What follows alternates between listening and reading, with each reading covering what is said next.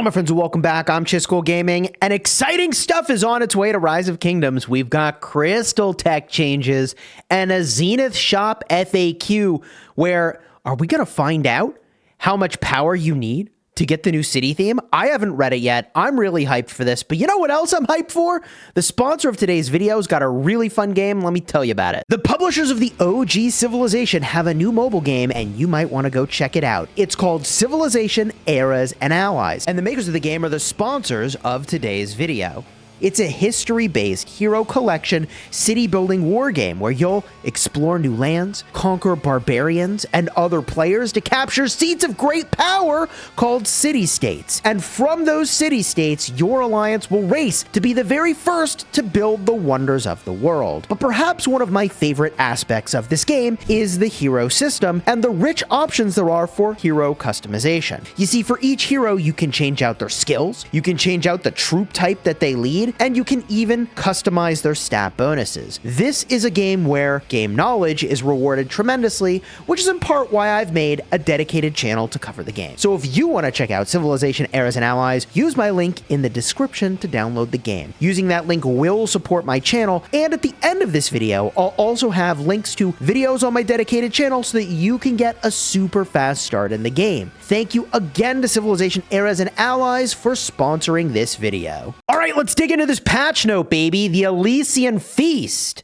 This releases on 9/9 at 6 UTC, 3 hours of downtime, and here we go. Calling all kingdoms, the anniversary feast. Oh my god.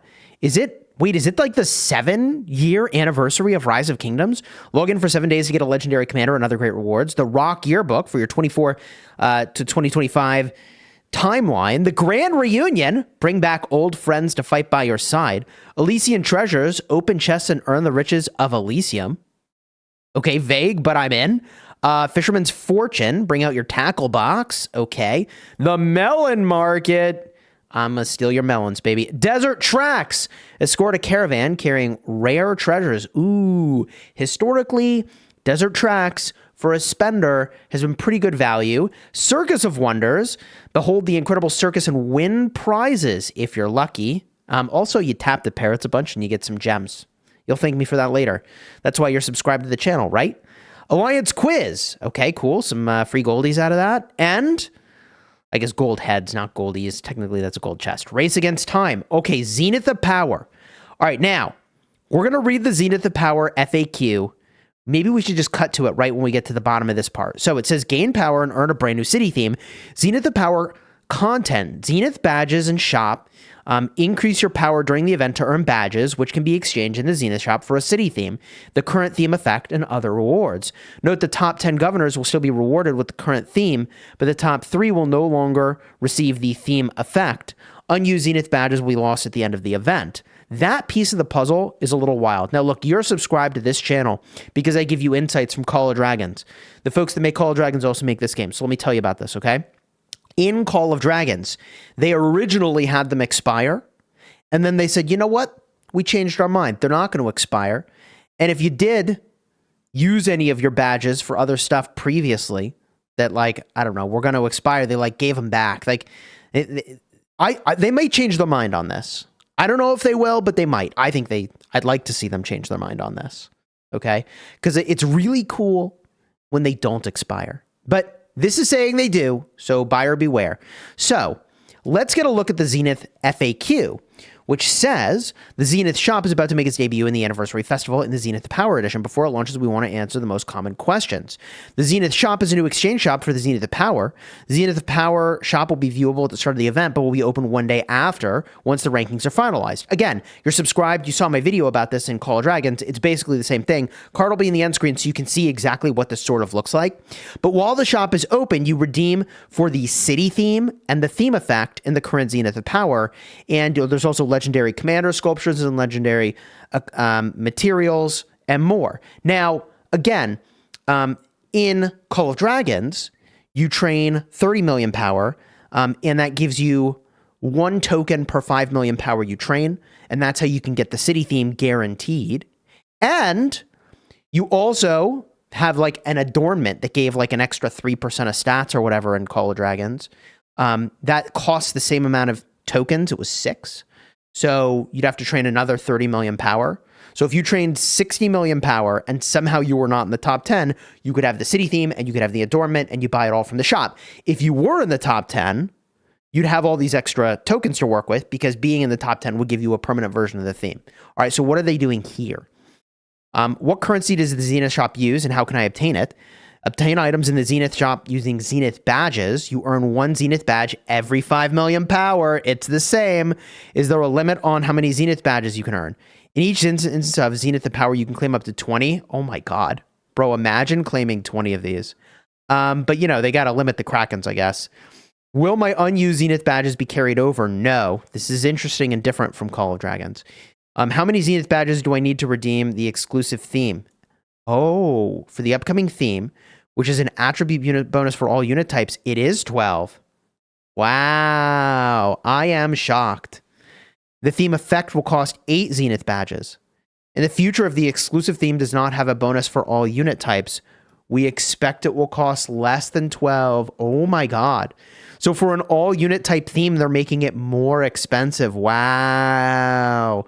Well, now Rise of Kingdoms is setting the precedent for what's going to happen in Call of Dragons, because I bet you one day they'll release an all troop type theme in that game. And if they do, I don't know. It's not quite the same in that game. We'll see. We'll see. Okay. Will I be able to obtain the exclusive city theme via my ranking? The top 10 governors will still receive the theme, but the top 3 governors will no longer get the exclusive theme effect. Theme effect can now only be redeemed in the Zenith shop. Wow. Okay. Basically saying this theme is so good, you got to train 60 million power to get it. Will I get it given that I have the 12% defense? No. But if you can train 60 million power, I mean, what now? Here's my question. Is the theme effect going to have stats or not? In Call of Dragons, it has stats, and I will be shocked if they don't start putting stats in Rise of Kingdoms 2 on that. So I'm just going to say be on the lookout for whatever that might be. If it's just cosmetic, then it's just cosmetic. But if it's more than that, I would not be surprised, and neither should you be, all right? New combat mechanics and optimization. New version of the attack march command will soon be in Pioneer testing. Let me tell you, I have been asking for attack march to be improved. I want to feel good about using attack march so that, you know, I can kind of like cook dinner on the side, but still be in voice with the team. The game demands of you 24/7 round the clock attention. I can't always give that, but to ask for less than full attention, I could peek in, right? New double line formation.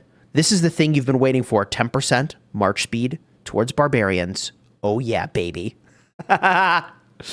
New double line formation, armament. I'm only joking. Look, I actually unironically will probably switch one of the things that I get from what's it called? The building in your city that I can't remember the name of it. Okay. This guy. The State Forum. I was going to say State Farm. Oh, advertising how you've ruined my brain. Yes, the State Forum. I completely lost my train of thought. I'm going to be honest. Oh my God. What do we have here?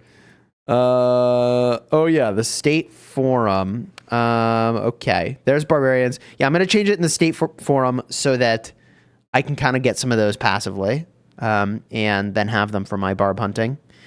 New double line formation armaments can be acquired from traveling. New double line formation armaments. Oh, that's the barb stuff. Okay. Double line armament special inscriptions. Add a special inscription to the armament shop. Oh, Falcon's Pride. Double line flag armament. Season of Conquest Lost Kingdom inscriptions also. We'll get the double line scroll. Of course. New commanders. Casimir and Pepin the Third are coming soon. You'll be able to recruit these brand new commanders in future events? Wait. Do we know who Casimir and Pepin are? Yo, what? Are these barb commanders? Like, wait. Why is it here? New combat mechanics and optimization?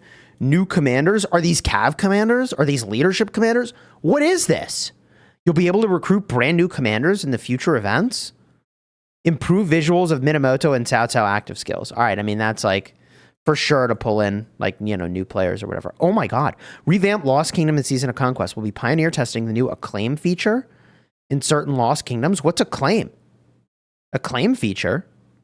Are they gonna tell us what it is? We'll also be pioneer testing the crystal technology rework in Heroic Anthem, Warriors Unbound, Tides of War, and King of All Britain. They've reduced the crystals required to upgrade the Crystal Research Center. That's a win, isn't it? That's just a win. They replaced Tough Skin, Mantlets, Pike Wall, and Shatterproof with Infantry, Cavalry, Archer, and Siege Expert. Compared to these old techs, these new techs have the added bonus of increasing your damage dealt to their corresponding unit types. Whoa. This is a big change. Wait. Yes, it's here. So this is damage taken reduction and a damage dealt increase? No. Did they just double the effectiveness of people that max their crystal tech? Like, okay, not double, but like, what is this, actually? Wait. Replace Toughskin, Mantlets, Pike Wall, and Shatterproof with Infantry Expert, Cav, Archer, and Siege. Compared to their old techs, they have the added bonus. We'll see how much damage it is. We'll see how much damage mitigation and damage it is. But if they're just adding like 10% all damage or whatever that is, that would be bold. That would really want to push you in the direction of maxing the tech and favoring the people that have. Now, I'm a little bit of doom and glooming here. What they could do is just reduce the amount of damage reduction and convert into damage dealt. So maybe what they're doing is they're making it so that instead of 10% less damage taken, or whatever the number is, I guess I should have looked, it would be like 5% damage dealt and 5% less damage taken. Maybe that would be kind of what they're up to. Because I'm in KVK, we can like look at this very easily. No, it's 10%. Oh my God. So maybe the future version will be 5% less damage taken and 5% more damage dealt, but they could have kind of implied that if that's what they were doing. I don't know. We'll see what it is. Adjusted the order of some technologies. See in game for more details. So I guess that's a wait and see. Added an automatic mode for rapid retreat technology. If enabled, your defeated troops will automatically return to your city instantly. The cost of instantly returning a troop is reduced from 200 to 80 gems. Oh my God. Oh my God. This is Kraken mode engaged, baby. Mr. Wildline and Mr. Hope, they are going to be all over the map. Let me tell you, they return right back to their city when they sad face. Unironically, this will be a very powerful thing to use when you go on like a really far off mission to Never Never Land, which like, you know, you've done it. I know I've done it many a time. It is what it is. When you're far away from your city, this will be really handy. In stories with the Crystal Technology rework, the first pass glory buff will increase your damage dealt to rallied armies and garrisons, not for field. Whoa. Interesting. They're trying to, like, I guess, speed up rally garrison stuff. These changes will be pioneer tested in the Lost Kingdoms that begin after the after the update. Okay, registration after the update. So my KVK is not impacted by this, but my Restart Kingdom will probably queue into this, unless we already queued, in which case it'll be a long time before I can cover it. Lost Kingdoms that are already ongoing will not be affected. For kingdoms in Season of Conquest, kings can now choose who in their kingdom is allowed to view their kingdom's...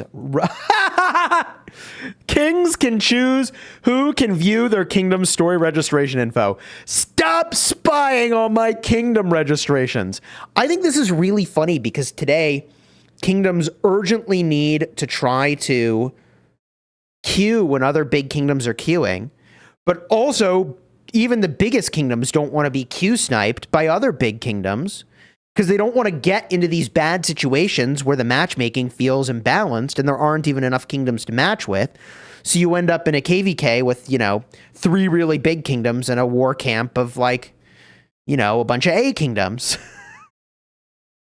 Oh boy. I really at the risk of being a broken record, feel like they should cut the number of registration windows in half so that more kingdoms are forced to queue at the same time. They should cut the number of skips down to 1. And that way, lots of kingdoms all queue at the same time, and you get better matchmaking, and there's probably less emphasis on dodging the heck out of each other in that view of the world, I would think. But very interesting. If I'm understanding that correctly, the anti-spyware version of Rise of Kingdoms on the way. Other optimizations and new content. New voice chat feature. You can now start a voice chat in a custom group chat. Oh my God, voice chats are going to go so off the chain. Dude, I remember, Ruz and Cortex will remember this.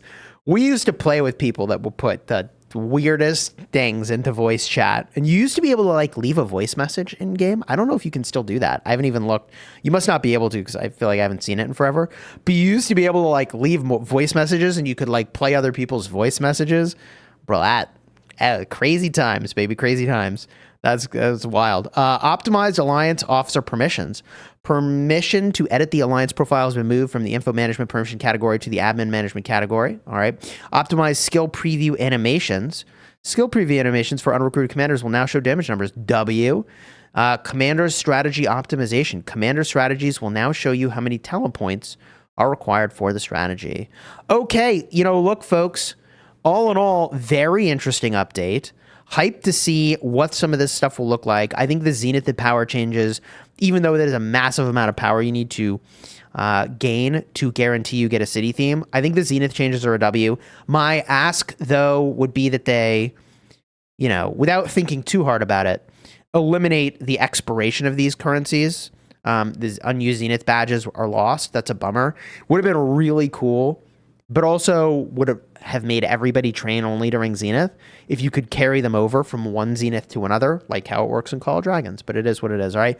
You enjoyed the video, throw a like on here, subscribe. Big thank you again to the makers of Civilization, Eras, and Allies for sponsoring today's video. I have a dedicated channel for the game, and I've been enjoying it. So if you want to see a little bit more about the game, check the cards in the end screen.